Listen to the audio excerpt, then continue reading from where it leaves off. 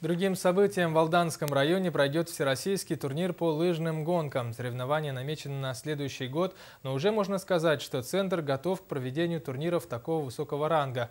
В этом убедился и наш корреспондент Александр Лысак. Всероссийский турнир по лыжным гонкам, который пройдет на базе Алданского центра подготовки лыжников, откроет сезон следующего года. Ответственность большая, и такая же большая предстоит подготовка, несмотря на то, что до турнира осталось около года. Должен приехать гомолог, который будет принимать трассу в соответствии с международным требованием, потому что все трассы имеют сертификат, и если только вот это мы пройдем, да, и возьмем, тогда только имеем право проводить такие соревнования. Кстати, на базе центра оборудована 5-километровая трасса, которая отвечает стандартам Федерации лыжных гонок России. В ближайшее время планируют ее расширить. Сейчас у нас идут работы по, так скажем, строительству нового круга, дополнительного 5 километров, который будет также подходить к нашему стадиону, то есть также с него будем давать старт и финиш. Большое внимание уделяют и медицинскому оснащению. Если спортсмен травмирован, высоких результатов не добиться.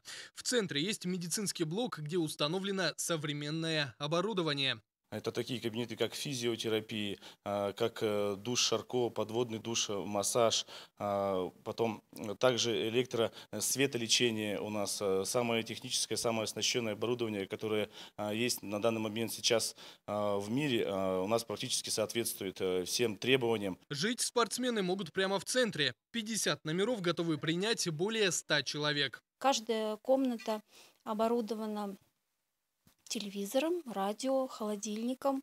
Мебель, вы видите, очень современная.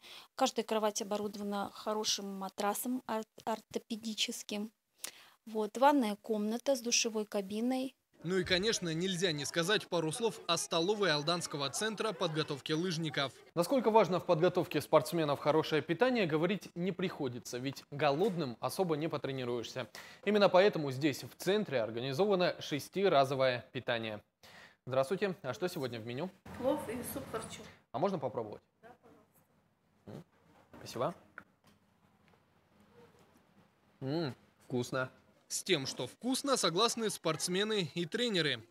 Нормально все, вкусно. Люди приятные, работающие, и еда очень вкусная. Такого еще обслуживания не видали. Хорошо, очень вкусно. Вкусно? Плюс для Якутии даже в том, что у нас снег выпадает раньше, чем в других регионах страны.